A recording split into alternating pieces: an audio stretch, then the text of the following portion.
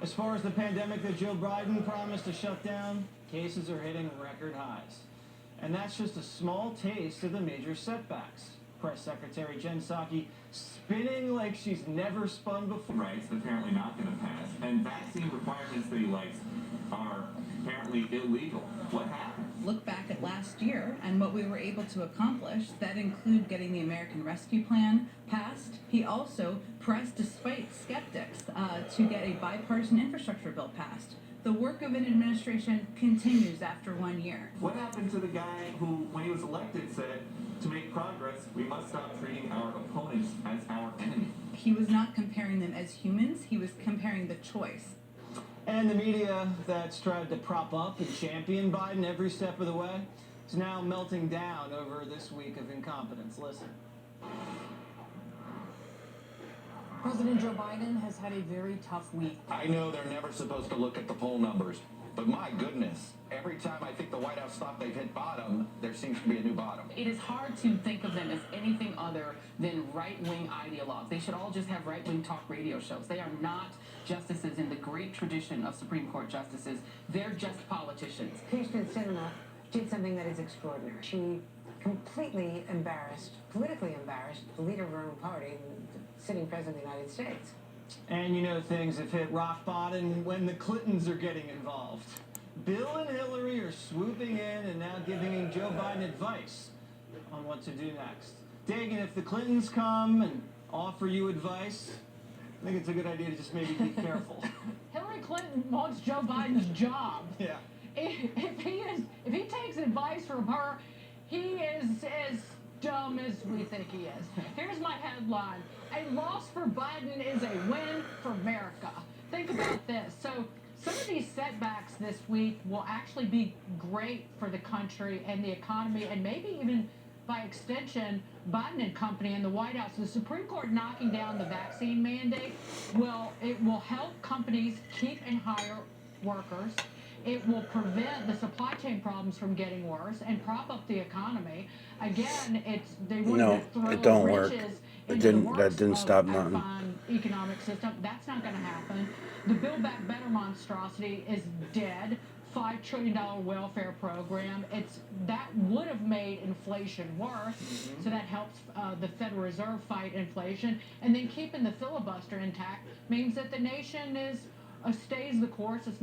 It's good for the country. It's not far left or far right. But how bad is it for Joe Biden? Today, a group of Senate Democrats, including Joe Manchin and Kirsten Sinema, sent a letter to the White House wanting, and I'm going to paraphrase here, wanting to know what the hell is going on with the COVID response. It was written by Senator Jackie Rosen, but also John Ossoff and Mark Kelly signed it. I think it's the third letter from congressional Democrats this week.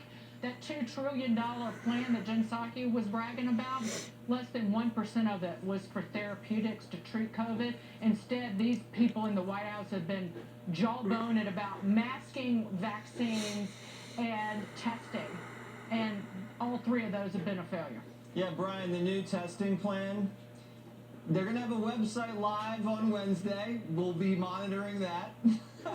And then it's going to take up to maybe 12 days to ship the test once you order it. 12 days. What are they? Is it carrier pigeon? How are they getting them to the homes, Brian? Number one, what about ordering something today? I know you have a big weekend coming up and you'd like to go home to Delaware. Can someone fill out an invoice in that department and just order the test? We're not asking to innovate the test, not asking to even innovate the therapeutics, not asking to innovate the vaccines. We're asking to execute. Execute because you said that you guys had all the experience. You know how to do this. You were 4 years prior, you had it for 8 years. This is basically the same group. You got Susan Rice, you got Ron Klain, who was helping the vice president last time. They've been friends for years. You got to fire everybody. You got to clean house. This is a flat-out disaster.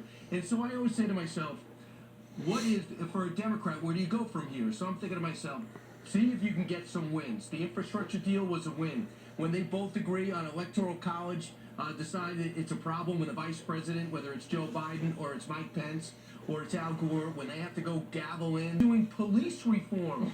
What? Police reform? We have these cities overrun with crime. In 2 blocks, we're going to be talking about carjacking 101, and now he's talking about police reform. You're going to crack down on cops? If there's anything that should be left on the side, it's that. And if I don't want to take Hal Ford's talking points, but you got to look for a thing you can get some wins on. So talk to Joe Manchin now. And Bill Clinton had great advice, by the way. Talk to Manchin, find out what he wants on Build Back Better, and pass it. And the rest of the stuff, run on it. So you run on it next time. You want 4 more years, and you go ahead and say, I got some of Build Back Better. And instead of vilifying these moderates, include them in and say, this is the best I can do. And lastly, the worst thing to happen to Joe Biden, I think historians will write, is for him to invite those historians to the White House to talk about FDR and LBJ, and for him to win those 2 Senate seats in Georgia. It gave him the sense that he could do anything. Even though you think he knows reality, he can't do anything. Well, I was going to go to Sandra next, but you just name-checked Harold Ford Jr. So, Harold Ford Jr., how bad is it? Is it bad or is it really bad? So I think Brian's frame is the right one. You've got to, if you're in that White House now, and Dagan had a lot of good points, I would disagree with some of them, but I think the overall thrust is that it's not going well. So you got to reset your whole This is the moon going through the telescope. You have 2 jobs. I have to make a bunch of these videos at the beginning of the series to see what I'm going to get copyright strikes on. I haven't even gone and looked yet. I've not been to my YouTube page yet to see what's going on, but I'm just going to upload a bunch of videos, and then I'll go back and look whatever sticks. I know what I can use and not use that I'm going to get copyright strikes on. This way I don't waste my time doing too much talking, and then it just gets deleted. I also had I had another issue too that's pretty cool. I'll take you guys to it. It's pretty interesting. I'm thinking that it's YouTube crap, where about half hour here, 20 minutes there off these last videos that I put in, where I'm talking about a lot of things. I just think it's interesting where they got cut. And you know, there's sometimes I make my own mistakes and it'd be at the end of a video, and then all of a sudden I don't realize that it's going into the next 45 minutes or whatever, and the camera does its thing and starts a new video. And you know, there's times when that's not what happened this time. This is pretty cool. And then and because I caught it, I can show it to you. I can show you, and then I'll redo what it was I was talking about. Because they clipped out 20 minutes here on one, and then maybe another 20 minutes, half hour on another one, broken up between 10, 15 minutes here and there. So that's pretty strange, you know. It's not like just deleting a whole video on you, you know. They're just cutting out one section of it, which I thought was very interesting. So as I'm doing this, I'll show you guys that as well. Maybe tonight, I don't know, we'll see what happens. I think I can only get 2 up today, with the 5-a-day limit and all that crap.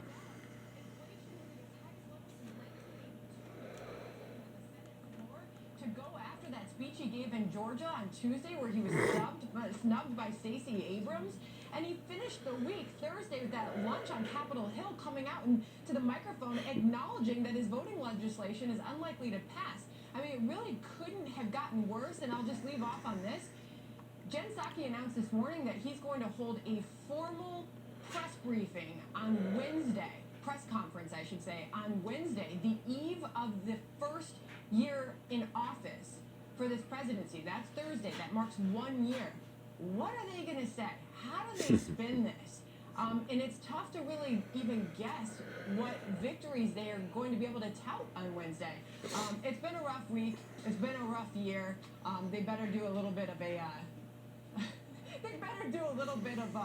looking back to see where they can correct. The batteries were dead on these cameras too, so I haven't plugged in while I'm recording. So I'm looking for that as well too. If they keep coming in shitty, then I just won't. And catch our hottest interviews and most compelling analysis. You will not get it anywhere else. I just won't use them. I'll wait till they're fully charged. Hold on. the host of the Ben Shapiro show, podcast, and he's editor of the Daily Wire. And he created the whole thing and moved it across the country. Ben, how does it feel to take on the government and win? We here at Daily Wire are really excited about this. I mean, the fact is that we really put our money where our mouth was, spent hundreds of thousands of dollars to fight the Biden vax mandate in court. We were the first company in America to file a federal lawsuit against the Biden vax mandate on major businesses. And watching them going down in flaming defeat is well worth that cost. Joe Biden, by the way, his approval rating, more people now like certain types of bowel cancer than like Joe Biden at this point. I think that's well deserved. Wow. Well, so going forward, given what the Supreme Court said yesterday, it will be up to every business now to decide whether or not they're going to have a mandate, but it won't be mandated, to overuse the word, by OSHA. It would just be from the company. So going forward, we heard this morning that apparently Citibank, based in New York City, they're going to keep the mandate. They've got 99% of their employees vaccinated, and they say, you know what, we think it's a good policy. So it's going to be up to every company now to decide how they're going to manage this pandemic going forward, because we've seen the vaccines are not as effective, perhaps, as we were sold. So people have got to figure out how to manage coronavirus, maybe forever. Well, this is one of the big problems here, is that the vaccines are not preventing infection. They're preventing hospitalization and death, and that's wonderful and very important, but they're not preventing infection, which means that a lot of these vax mandates, which were designed to slow the spread, don't in fact achieve their stated purpose. And what the government was threatening to do was essentially put businesses completely underground. I mean, destroy the businesses if you didn't force your employees to vax or regularly tested masks. We weren't willing to do that at Daily Wire, and I can tell you that our Daily Wire offices in Nashville, people were crying as they watched the decision come down, because people literally thought that they were going to lose their jobs over this sort of stuff. And it was not just our employees. I mean, there are literally tens of millions of people across the country who felt exactly the same way. So we're proud to have stood for that, and we're certainly glad the Supreme Court ruled the right way on this. By the way, it is worth noting here that if not for the fact that President Trump was able to appoint 3 justices, there is no question that the administrative state would be able to do whatever the hell it wants in this country. There were 3 leftist judges on the Supreme Court who said that OSHA could, with pretty much no statutory authority, create a vax mandate for 100 million workers. The same 3 justices said last year that the CDC could just issue eviction moratoria indefinitely. If you had another 2 left justices on top of that, that would essentially say the executive branch under a Democrat could do anything it damn well pleased, so long as it called it an emergency. Great point. Yeah, you're right. Well, it was a big blow for Joe Biden yesterday, but it's not the only one that he's experienced yesterday this week that weren't good for him. The CDC fact checks liberal justices pushing the vaccine mandates. Americans complain about all the bare shelves at our grocery stores. Stories about a 2024 ticket without Biden or Harris. Harris mocked for that rough TV interview yesterday. POTUS stumbled through the teleprompter at the COVID event and asked for the czar's name. He didn't even know his name. POTUS admits voting rights bill will likely fail as Senator Sinema takes on the floor before he arrives even at the Hill to talk to her about it. Senator Manchin tells reporters that he hasn't talked to the president since before Christmas and that there is no renegotiation of the Build Back Better. SCOTUS knocks down the vaccine mandate for private businesses over 100 employees. National Security Advisor announced no further talks with Russia as the Russians get more aggressive then. And then 2 more things. Right, 2 more things. North Korea fires fresh missiles that are lashing out over our U.S. sanctions, the 3rd round of those. DHS announces 104,000 migrants between March and August of 2021, and only 50,000 were checked in with ICE. Sorry for the long list, but our producers put all of that together, spent a lot of time. We wanted to read it to you and just show the people how bad this week was for the president. What's your reaction? I mean, Joe Biden's presidency has fallen, and it cannot get up. He has a serious problem on his hands. He came into office making 2 specific promises that he just could not keep. One is that you could spend your way out of a problem that did not exist, namely the economic recovery that was going to take place regardless of how much money we spent, and he inflated the economy beyond its capacity. Now we have massive inflation. And the second promise he made is that the government would be able to, quote-unquote, shut down the virus. It was a lie when he told it. He continues to maintain that lie, and he has boxed himself in. He cannot get out of this. You have any idea how confusing? Thank you, Jen. Thanks, everybody. I'm here to provide a brief update on the situation with respect to Russia and Ukraine. We've now completed an intensive week of diplomacy in multiple formats: the Strategic Stability Dialogue, the NATO-Russia Council, and the OSCE. Russia raised its concerns, we raised our concerns, including the actions Russia has taken to undermine European security that Secretary Blinken spoke so eloquently about last week. We stuck to our core premise of reciprocity.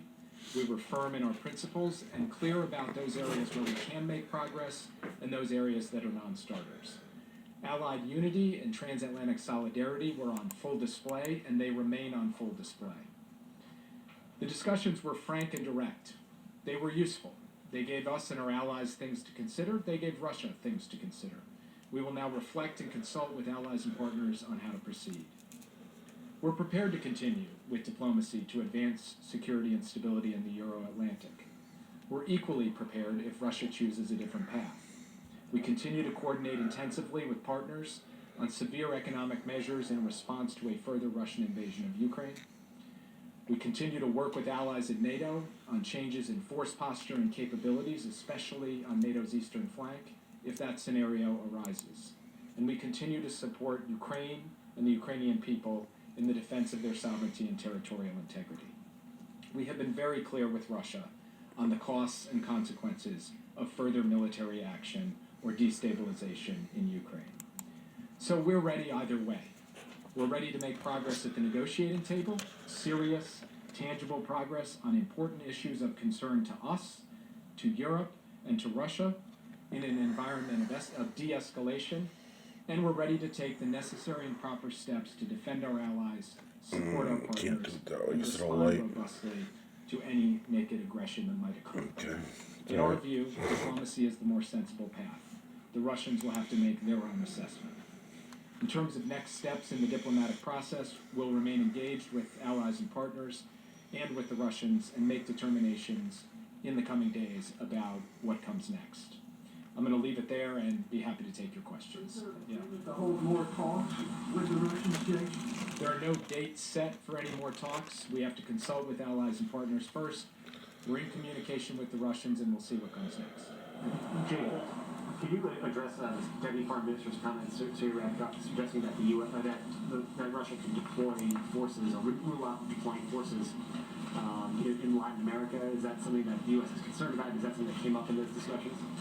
I'm not going to respond to bluster in the public commentary. That wasn't raised in the discussions at the Strategic Stability Dialogue. If Russia were to move in that direction, we would deal with it decisively. Another one on the Russian proposal suggested trying to reach some sort of agreement on keeping exercises away from the line of contact between NATO and Russia, or limiting the deployment of missiles and other weapons. Is that something that's on the table from the U.S. perspective, or is that not something that the U.S. could ever agree to? As Deputy Secretary Sherman said in her readout of these meetings, and as was closely coordinated with allies and partners at NATO, we are prepared to discuss reciprocal limitations on the deployment of missiles, as long as Russia is prepared to fulfill its end of the bargain and that there's adequate verification. So we are prepared to have a detailed negotiation on that, emphasis on detail because the devil is often in the details on those things. We also, as Deputy Secretary Sherman indicated in her readout of these discussions, have said we are prepared to discuss reciprocal parameters around the size and scope and frequency of military exercises, but reporting that has suggested we're going to reduce the number of troops we have deployed or somehow cut back on our overall force posture in Europe, those reports are wrong. Yes. I guess with no more talks scheduled with the Russians right now, as we sit here today, in your view, what is the likelihood of Russia invading? I'm not going to put any kind of likelihood on it. What I'm going to say is that the United States and our allies and partners are prepared for any contingency, any eventuality. We're prepared to keep moving forward down the diplomatic path in good faith, and we're prepared to respond if Russia acts. And beyond that, all we can do is get ready, and we are ready. Are they making the case, though, to invade, you believe? What do you mean by making the case? Russia trying to justify an invasion if one happens. I'm not going to put myself in the head of the Russians. As you see from their public comments, they've said many different things, some of them contradictory. Different speakers over the course of this week have given both hopeful signs and deeply pessimistic signs. You'll have to ask them where they stand in respect to their positioning. From our perspective, we can just be clear about where we stand. And where we stand is ready to go down a principled path of diplomacy and ready to respond in the face of aggression. Why hasn't often talked about this, and you've talked about this in President Biden, about having this stable, predictable relationship with Russia. Given the back and forth over these talks and the threats, is that even still possible? We believe that diplomacy and diplomatic understandings that can be reached between the United States, our European allies and partners, and Russia can contribute to stability in Europe. That it is possible to make progress on things like missiles and exercises, as we just discussed. That ultimately we can get updates to some of the underlying issues related to transparency and deconfliction, that we can get to risk reduction and conflict management so that the overall security situation in Europe is more stable. That is certainly viable if Russia is prepared to engage in a good faith way. If they're not, and they choose to further invade Ukraine, then they are going to deal with the costs and consequences that the United States and our allies and partners will impose. Yeah. You're still saying if. Does that mean you're still uncertain whether Russia is negotiating in good faith? Well, the intelligence community has not made an assessment that the Russians have definitively decided to take a military course of action in Ukraine. So, as things stand right now, Russia has the opportunity as we go forward to deal with the very real concerns that we've put on the table, that Secretary Blinken has laid out publicly, and to negotiate in some of these areas that we've just been talking about. If Russia chooses to go a different path, we'll respond accordingly. But basically, we are still at a moment where we believe a path of diplomacy can operate in a way that vindicates and reflects our interests and principles, and we're prepared to work with our allies and partners on that. I think we're united with the European Union, with NATO, with Ukraine, with the rest of the countries of the Euro-Atlantic community on the notion that there is a diplomatic path forward here. We are also united with our allies and partners that if Russia chooses to go a different way for whatever reason or no reason at all, we'll be ready for that. Ambassador Michael Carpenter is offering a different assessment. I'm sure you heard him say that the drumbeat of war is sounding loud and the rhetoric has gotten rather shrill. So do you agree with that or disagree? Well, the Russians have put tens of thousands of troops in and around Ukraine and occupied territory relative to Ukraine.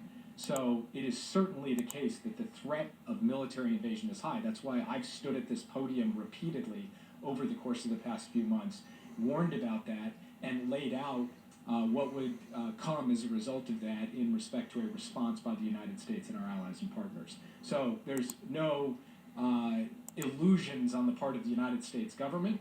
There's no illusions on the part of any of us who have been dealing with this issue about what the prospects are for potential conflict and potential military escalation by Russia.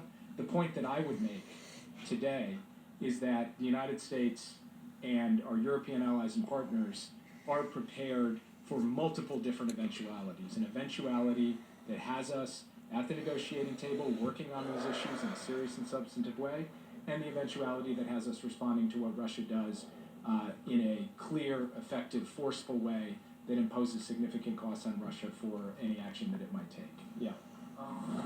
On those actions, looking at Europe right now, it doesn't seem necessarily that they're prepared to join the aggressive multinational sanctions package that the U.S. has talked about. So if Vladimir Putin were to invade Russia tomorrow, are you confident that the sanctions that you've threatened Moscow with and that you would want to see out of Europe are lined up, ready to go? And secondly, the Kremlin sort of picked one element of sanctions legislation that's up on the Hill, the prospect of sanctioning Vladimir Putin personally today, and objected to that. I'm wondering, is that among the sort of package that you've signaled to them is on the table for Ukraine to be invaded by Russia? The main focus of the sanctions package that we've been working with Europe on have been significant financial sanctions with a start high, stay high mentality, not a graduated application of these sanctions. Export controls that go at certain fundamental strategic industries in Russia, and other steps that we would take to ensure that Russia actually had to deal with the economic consequences of this invasion.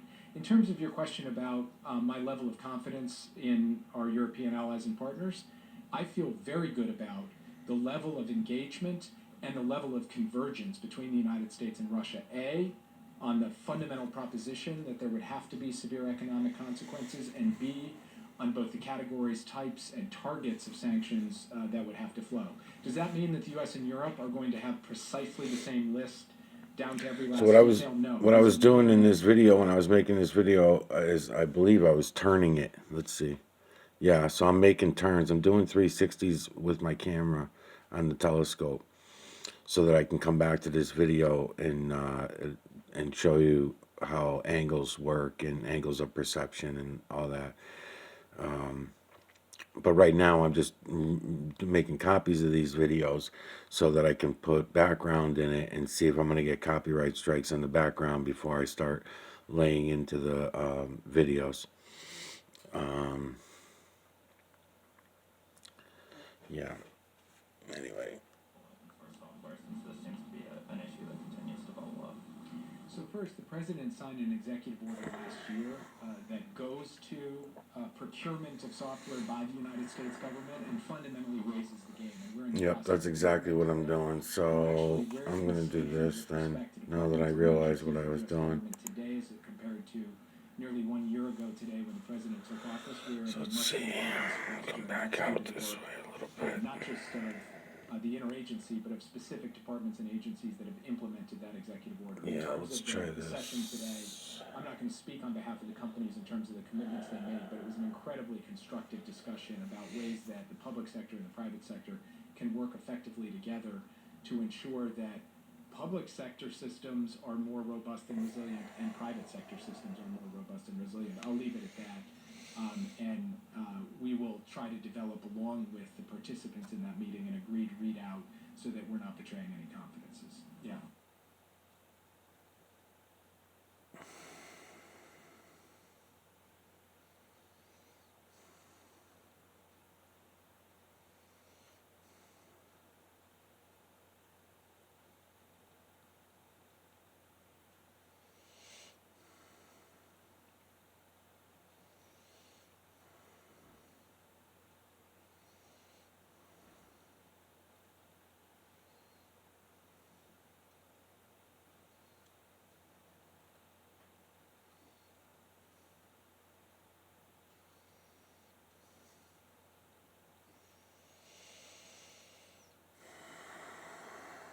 Domestic terrorists.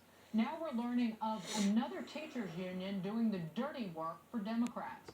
Fox News has learned that just after the National School Boards Association sent that infamous letter to the White House in which it compared parents to domestic terrorists, America's largest educators union sent a very similar letter to social media giants, urging them to, quote, stifle propaganda about critical race theory and describe parents in these terms, quote, the alarming growth of a small but violent group of radicalized adults who falsely believe that graduate level courses about racism are being taught in K through 12 public schools because of misinformation spread on social media.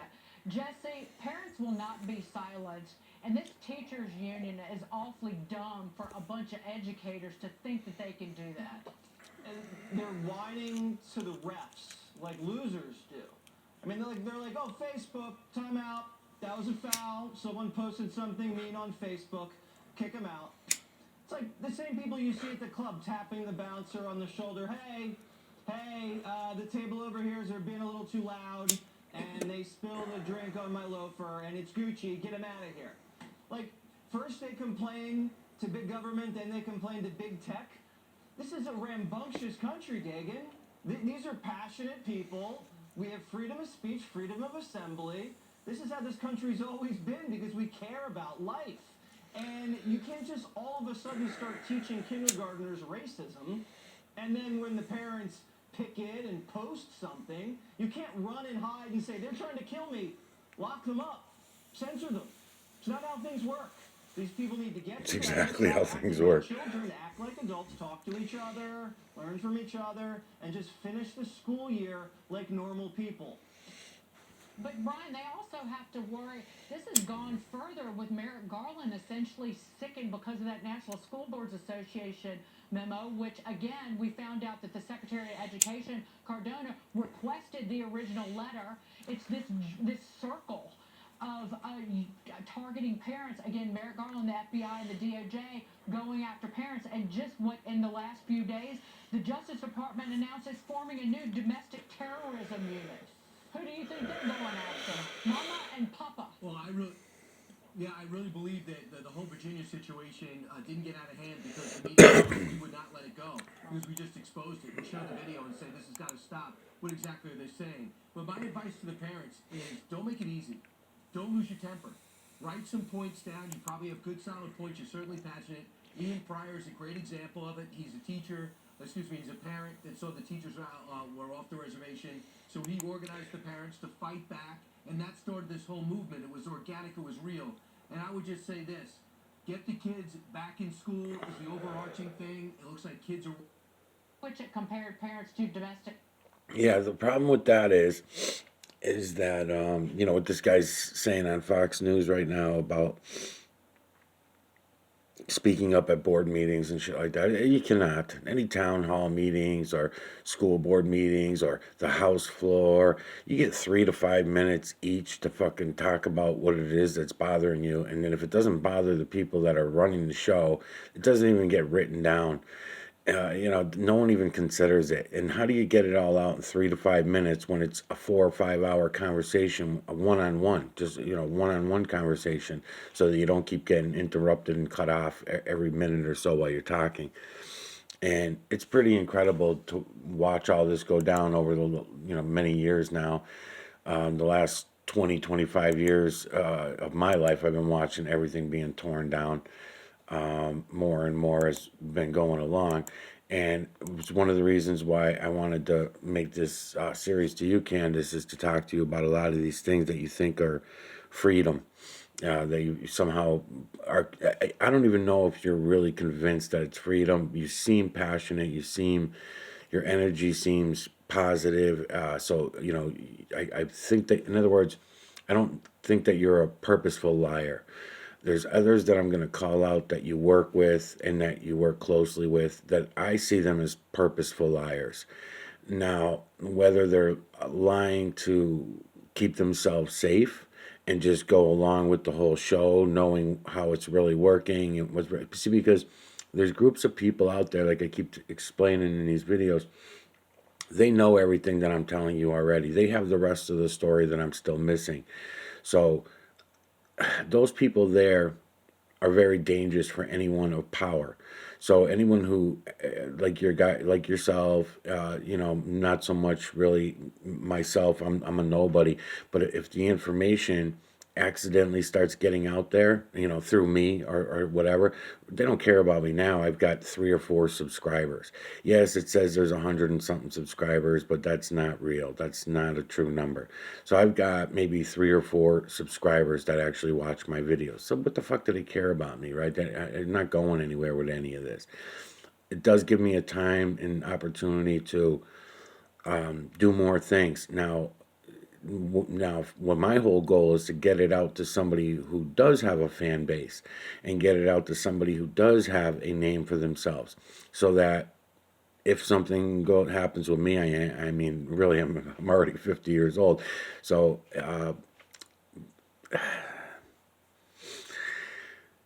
so now, like I mentioned, they can take out my videos. They've been doing that since the beginning. They can fuck with me, aggravate me, get me upset, make me feel like it's all a waste of time, waste a lot of my hours. Even like the videos I'm making right now, most likely I'll have to delete them all. You get used to it. You just bow down, because we're good slaves. We're all good zombie slaves. So we go along with these things and make believe that it's normal and that it should be this way. Whatever, it shouldn't be. But because you know why it shouldn't be? Because we're supposed to be free. It's supposed to be a freedom of speech, and it's one of those things in the Constitution that I was talking to you, Candace, earlier in the other video about. Is there really is no Constitution anymore. We only do this to go back and forth with each other. Really, it's just about arguing and debating and fighting back and forth, but they can bring it any which way they want. Now, I was listening to your video the other day, yesterday I believe it was, about when you're awakening from liberal to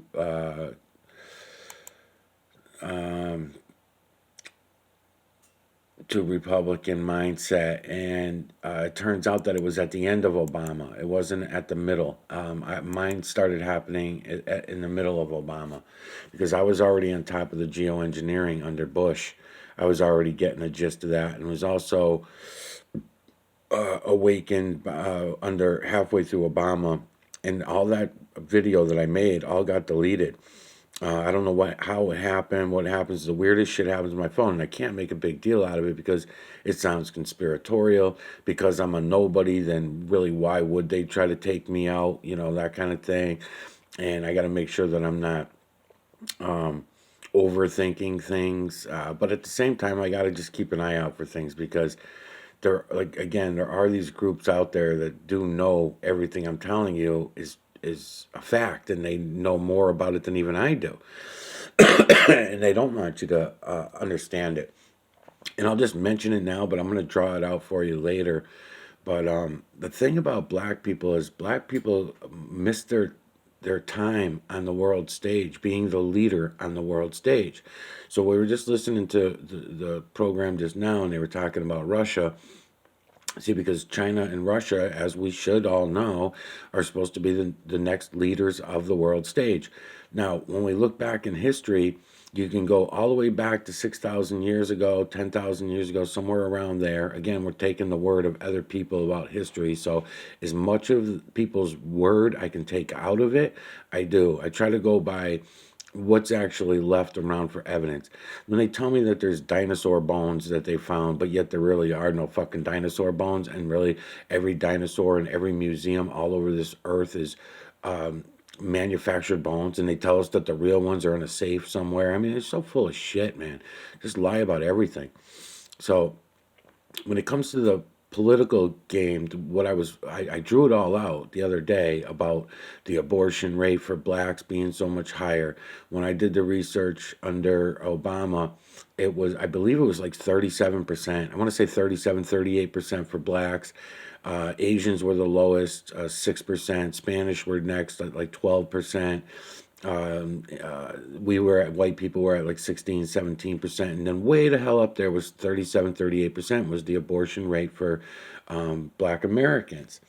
So when you look at that, that's pretty fucked up. There was something going on there, right? There was something wrong, and I needed to know what the fuck it was. Maybe I'm gonna play some other videos while I'm shooting this shit about stuff, I guess. Maybe on the next video. What's this one at? It's already at 30-something minutes. I'll talk more about it later, and I'll do some sketches that I like to do.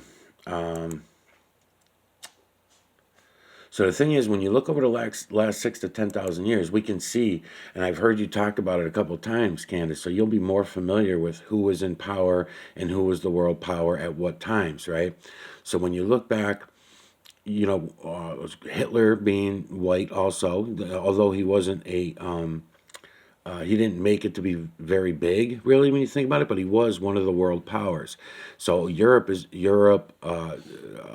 all of Europe pretty much, and all of white Europe, let's put it that way, they had their chance, and then we spread over to the Americas, right? So then we came over, and then Canadian and the United States became mostly white as well. And then the only place you still had browns and Indians was a little bit scattered around here and there, you know, as time went by and all that stuff. So now here's the end of the game for us. The United States, you know, program, or the United States, you know, experiment is all over, and we're not going to face that. I mean, we have to face it. So they're going to have us debating back and forth and arguing back and forth. Well, we're missing the whole fucking plot line. You know, you got everybody looking at falsities and fakeness rather than just, you know, looking at what's all around us, what we can see for ourselves. And it sucks. It really sucks to have to watch, and being, and I'm not going to say that I'm the only one awake, because I just believe that I'm the only one that has balls to come out and talk about what I'm talking about. I think there's a lot of people out there who are probably awake and see just same fucking thing that I see. And then of course you also have the programmers. You too, Candace, are a programmer. You're an entertainer. You're, you know, news and political entertainer and that kind of thing. So you are one of the programmers.